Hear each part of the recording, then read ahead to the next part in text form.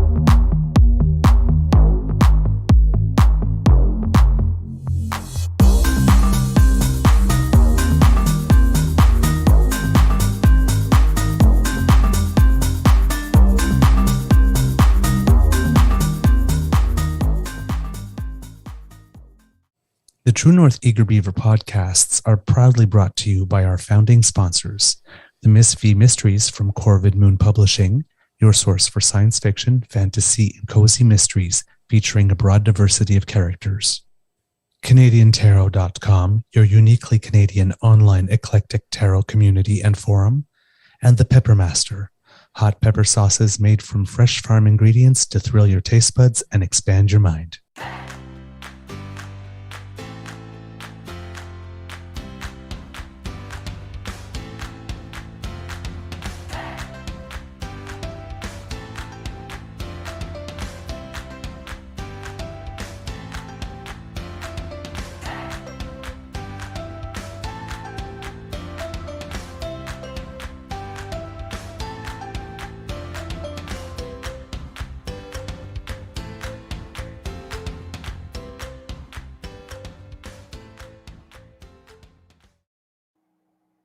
Well, good morning and hello, kids.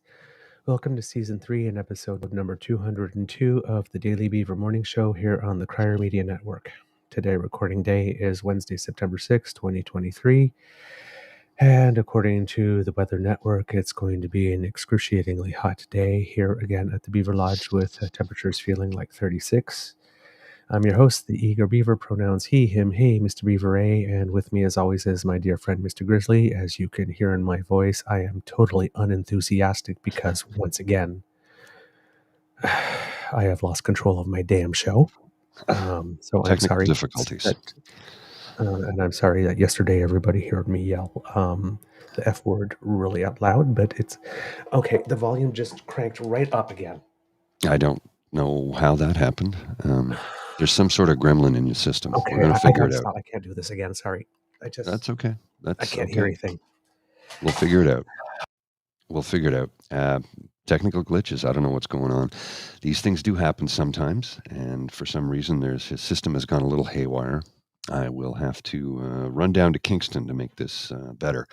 Go down there and get it all figured out. It's what I do. I take care of tech when I can, and sometimes I have to do it on site because it's not always capable of being controlled remotely. That might not be a terrible idea. That might not be a terrible idea. We might have to upgrade the computer system. I think, we're going to have to do that. It looks like it because trying to install new software and new equipment, and it's just not cooperating. So looks like I'm going to have to run to Kingston tomorrow, by the sounds of things, to get things figured out. Hopefully we can get it all straightened out later today and get it functional because it was working. We did a full test last night around 9:15 p.m. We did a full test. He jumped on. Had camera, had sound, everything was framed up and looking good and looking great and sounding good. And then this morning, nothing worked. So I don't know what the cause is. If I knew what the cause was, I'd fix it. And because I don't know what it is, it's just very frustrating. Darlene, you're in camera. I don't know where they are, baby. I know, we'll find them.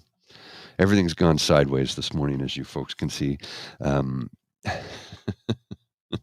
No, this is not a YouTube issue. It seems to be a browser issue with Mr. Beaver's computer because it's not when he launches Restream in Chrome, it does not give him the option to turn his camera on, which we do not understand why that's taking place. Now, I did upgrade some software and we plugged in a new mic, but that shouldn't be the issue. I don't know what the cause is. I will figure it out because one has nothing to do with the other, and that microphone has nothing to do with the camera. So why the camera isn't working, I can't understand. But I'll get it figured out between today and tomorrow. Maybe I'll install a new video card in his computer, and yes, maybe a new video card, maybe a new USB card. I'll figure it out. It might take a little bit. Because I did a couple of tests on Sunday and it worked fine. And we didn't get the chance to do a full-fledged test. And then, of course, you saw what happened yesterday. And then last night we did a full-blown test, 9:15, checked it out, framed up, sounded great. Everything was working. And then it went sideways this morning. So this is where we are right now. And we apologize. You know, we always want to give you the best show. And I know that Mr. Beaver is very frustrated with this right now because of the fact that this is the biggest news story of the year when it comes to politics. And he's upset because he can't contribute. But Mr. Beaver, if you're still watching, you can connect on your phone. You could connect through your phone and have a discussion that way. And maybe you could read off your computer. Because you can do it through your phone, like I've done on occasion when I've had to go mobile. So that's a suggestion. Or if you have a tablet handy, we could do it that way. And you could use your computer to glean the information that we want to give you. Anyway, nevertheless, it's up to you, sir. If you're still watching, I don't know. I know you're very, very frustrated right now. Believe me, I understand. I feel the same way too. And if I'm frustrated because I can't fix it remotely at this current moment in time. And that just troubles me because it's IT support. It's what I do, right? So, all right. I don't know what to tell you, folks. We are in a very strange time frame. I mean, I don't know if anybody happened to watch that joke of a press conference yesterday. It was pretty pathetic where Doug Ford tried to weasel his way out of, well, everything. And I think I think he was pretty pathetic in it, in his attempts to do so. Trying to act like everything was all normal and everything is fine and nobody did anything wrong when we know that just really isn't the case now, is it? Case in point, it starts off with Dougie saying, this is the right team. Most of these ministers have been completely incompetent and or corrupt. Of course, Doug goes on to say how Minister Calandra had been hard at work. Ontario is on track to deliver 4 hours of resident care per day with thousands of new nurses. Well, the thing about Doug's statement when it comes to that is that most of those releases are things like enrollments or registrations versus actual functioning bodies doing personal support work. So he's just spewing more garbage. And he says, Steve Clark's decision to step away couldn't have been easy, but it demonstrates his integrity. Actually, no, it doesn't. Resigning because the integrity commissioner says you broke integrity rules shows integrity? Like, seriously, that doesn't even compute. Now, he goes on to say in this press conference again, I'm just going to review it for you here. He says, when the previous government created the Greenbelt, they mandated that we review it at least every 10 years. For the sake of accuracy, the legislation says every 10 years, not at least every 10 years. So, he says he asked his new Minister of Municipal Affairs and Housing to launch this review. So the Greenbelt carve-outs weren't actually an official review.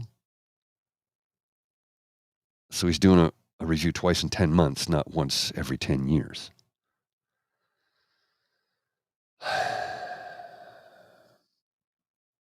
He went on to say he wanted to reevaluate the remaining land swap sites.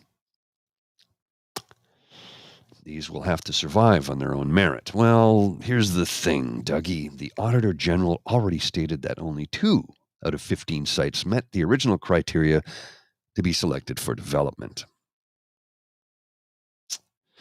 When we started putting the Ajax lands back into the Greenbelt, we made it clear that we don't have tolerance for anyone who does anything that doesn't support building homes quickly. Well, here's the thing about that, Douglas. Durham's planner said Duffin's Rouge land could take 25 years to get ready. Durham's chief planner estimated it will take as many as 25 years to have full service for housing development on the Duffin's Rouge Agricultural Preserve, which accounts for 58% of the land acres removed from the Greenbelt in 2022. The facilitator will ensure that landowners pay for community infrastructure like parks, schools, community centers, hospitals. Here's the thing, though. He cut the development fees that pay for these things. There's no way to know how they will be funded or what amounts will be funded towards that.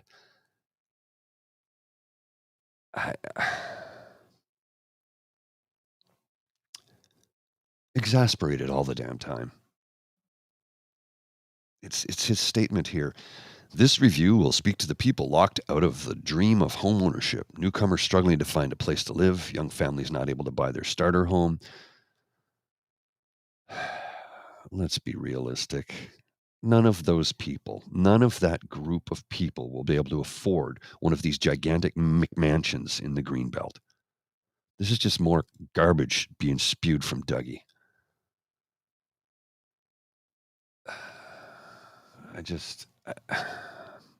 Literally, he came on, he spoke for 7 minutes, barely reading from a teleprompter, as he does. And yeah, I just don't know what to tell you, folks. I don't know what to tell you. So frustrating.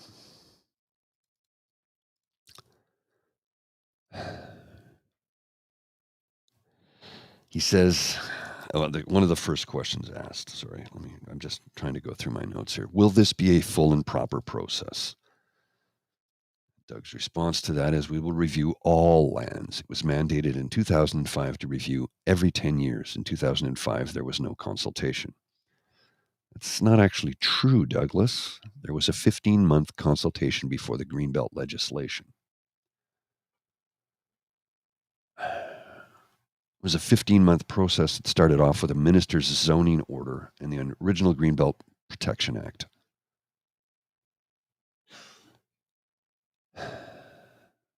I just don't know with this guy. He just lies so damn often. He doesn't know what else to do anymore. All he's got is lies, built upon and based upon more lies and more lies and more lies. And it's just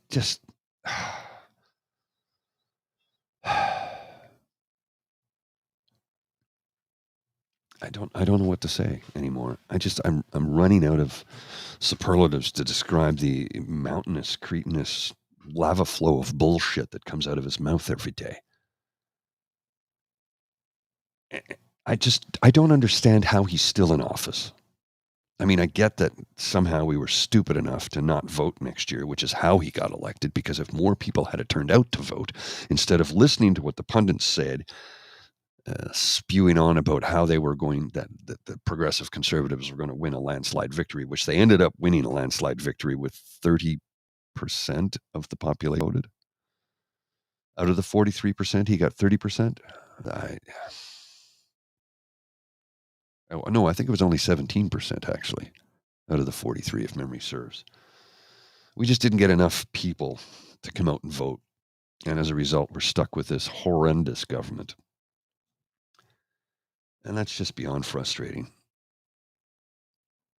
It's an exasperating, frustrating day here in the Beaver Lodge. I guess we're in the bear's den today.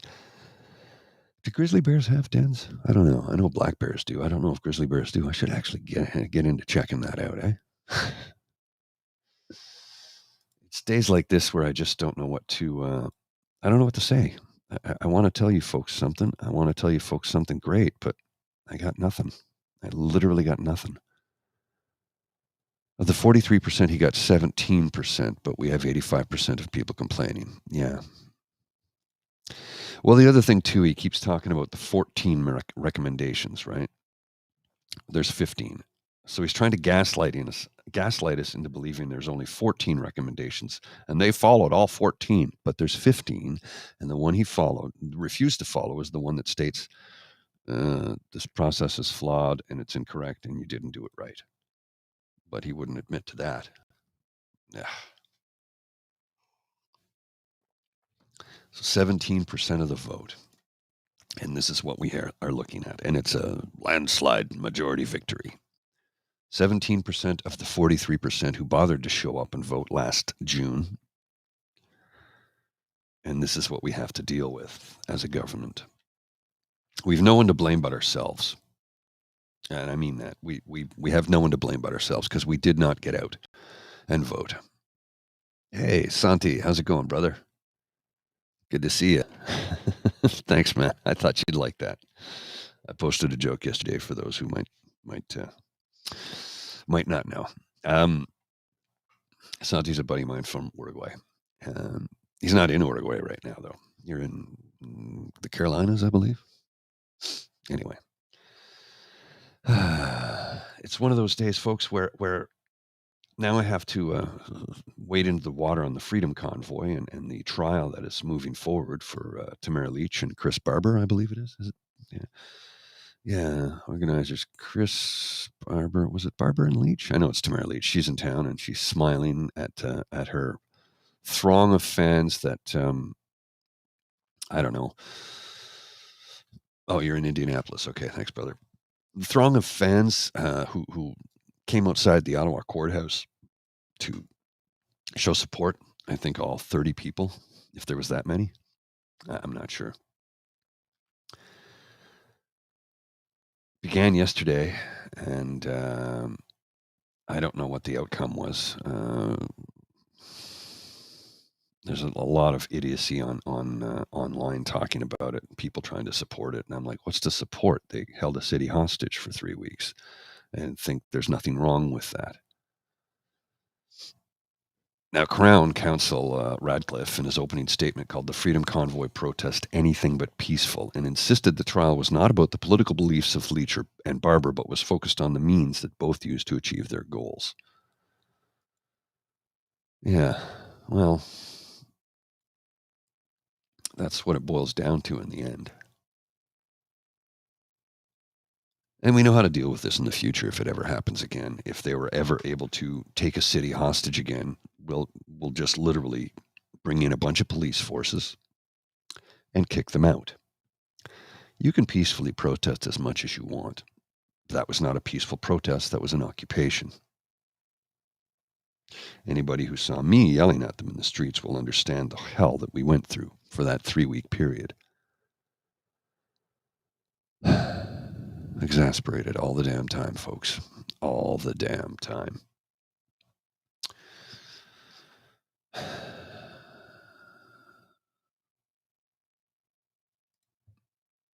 I just don't know what to say right now.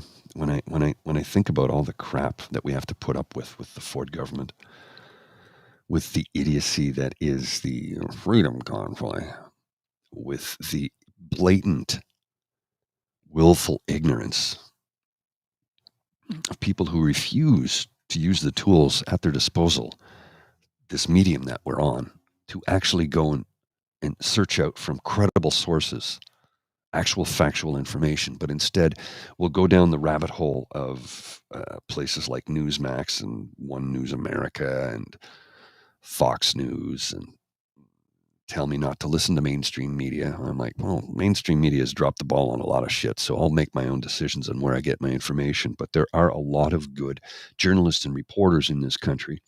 For example, the Narwhal and is one of the publications that helped lift the veil that was on the Greenbelt land grab. Were it not for their efforts, we probably wouldn't know what we do right now. The Toronto Star has been very good at running articles about the land grab on a daily basis. So there are some good mainstream media reporters out there. And yes, I take umbrage with the fact that sometimes the CBC does have bias, left and right, and I don't care for that. I want unbiased news sources. It's no secret that we are progressive left, but when the left does something bad, we're going to call it out each and every time. Oh, shit. That's a terrible thing to hear, Dan. Or read, I guess. I'm not hearing it, but I am reading it. I did not know about that. I don't. I don't even know how to comment on that. Things just seem to be getting worse by the day, and I don't know. I guess yesterday, Lawrence Greenspan, who is look, if you want a defense attorney, that's the guy to get, but he can be quite the a-hole sometimes. And yesterday, he said, it's disappointing that the term occupation is being used to describe the demonstration in Ottawa. It belittles the situation of people across the world who live under a true occupation. Well, Lawrence, you live in this city, but you don't live downtown. So maybe you should have came in and visited the core while it was going on and saw the hell that we were living through. You saw the videos, dude. Now I get you have to protect your client. You have to defend your client to the best of your ability, so you can't taint the waters by actually being exposed to what took place. But Jesus, man.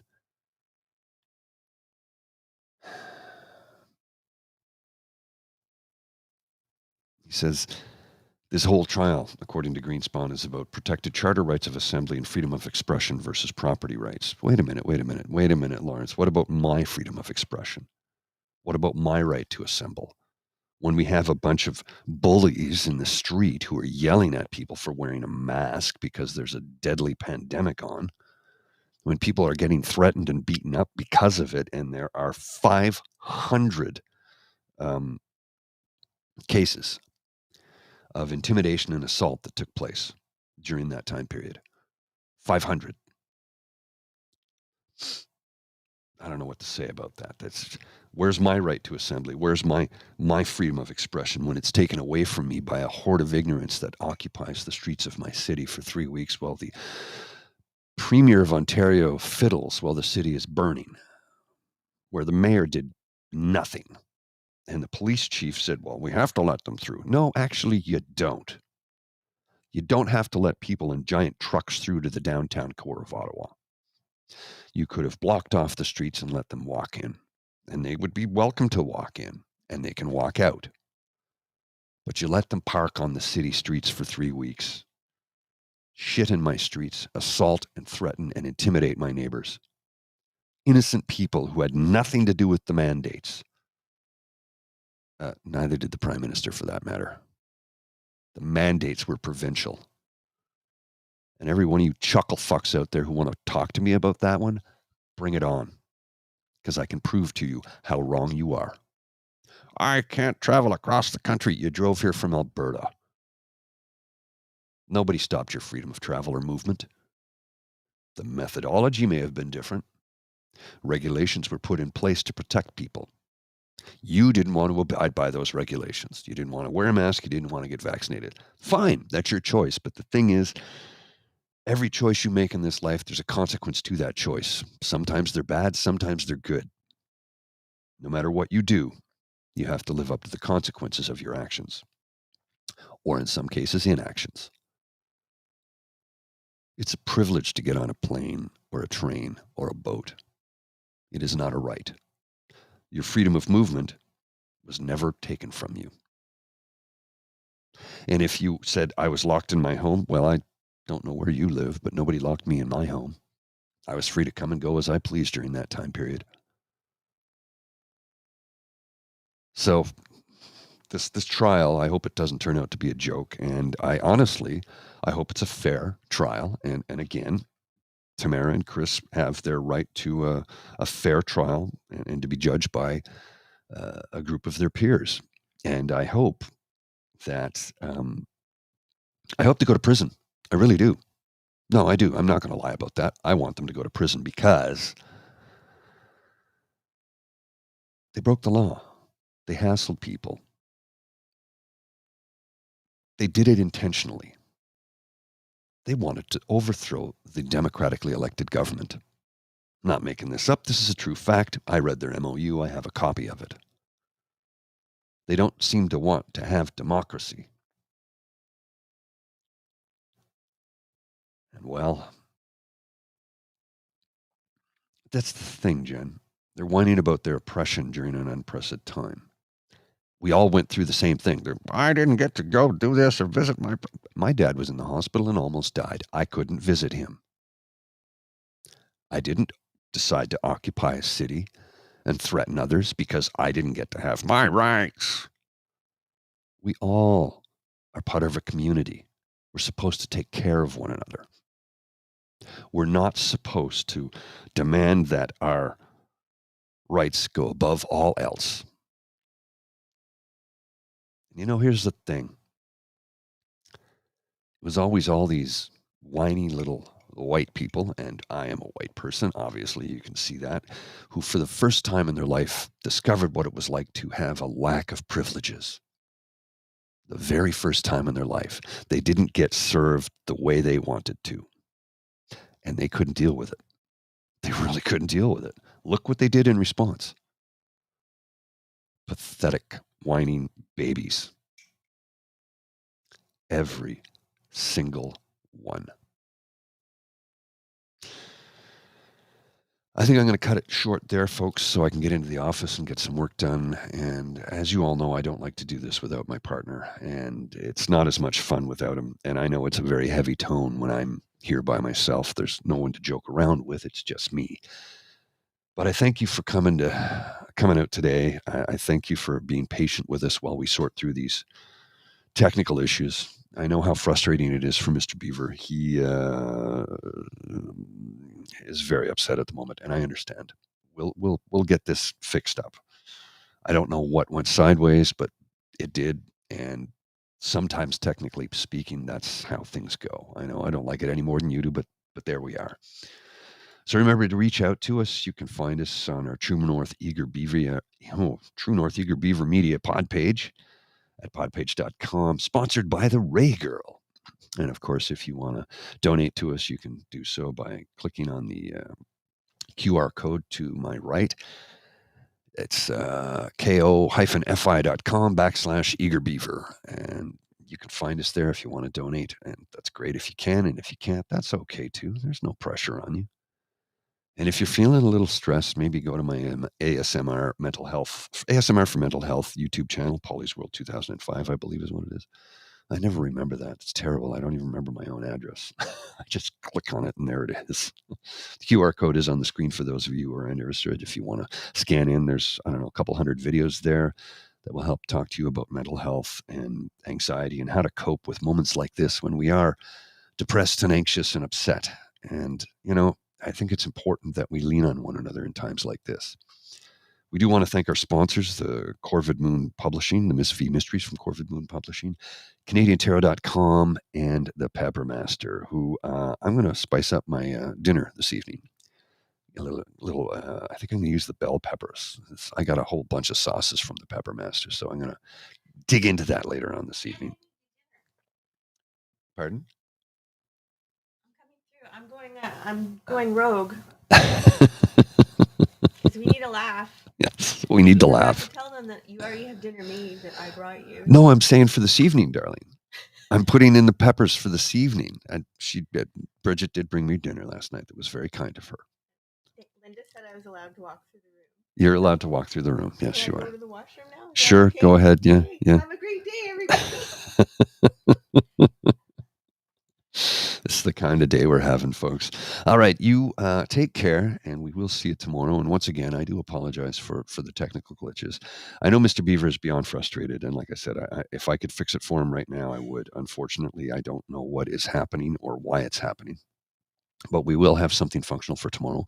Everything was working last night. I've got stuff at the office, so I will log into this medium with him later today and get it figured out. And once it's figured out, I'm just going to tell him, don't disconnect, don't turn off, just stay where you are. Because we don't want anything to go sideways, right? All right, my friends, I will bid you adieu for now, and we will be back again tomorrow, and hopefully I can have a full functioning show for you.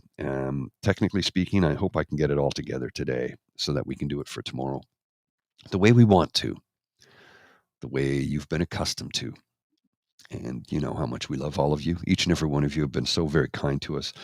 We do read all the comments, and please don't get upset if we don't respond right away. There's a lot to sort through, a lot of email to parse through, between email, between YouTube comments, between Shorts comments, and DMs on the Twitter, and occasionally on Facebook as well. It's a lot to parse through. So I try and get to it as much as I can while continuing to try and produce a show for you.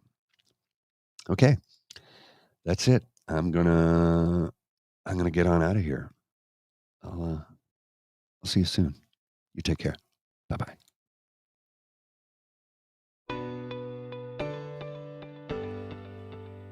You are listening to a True North Eager Beaver media podcast.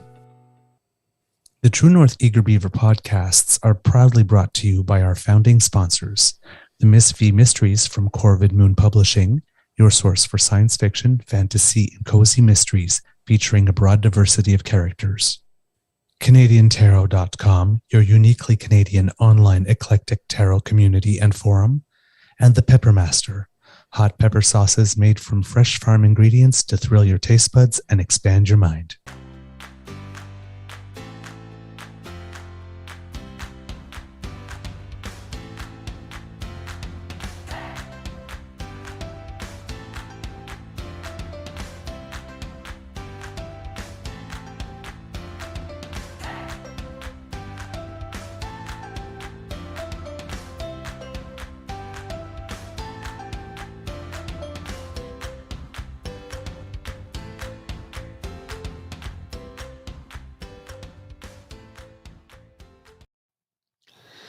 Just before I take off, I wanted to give you folks a footnote here.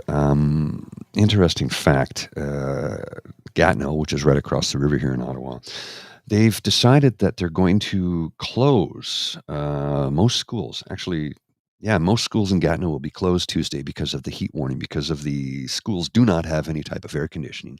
And trying to sit in a classroom when it is 38 degrees, well, I think with humidity, it's going to be about 42 today. That's extremely hot. It's well above body temperature. So to subject children to that is absolutely abhorrent. And guess what? In Ontario, I'm blaming the minister, Stephen Lecce. Nope, schools aren't being closed today. They haven't given them proper ventilation, and there's no air conditioning. So children have to try and sit in a classroom in 42-degree weather and study. That's just goddamn ridiculous. I don't. Children should not have to suffer through that, because suffering is what it is. All right. Take care. I'll see you tomorrow.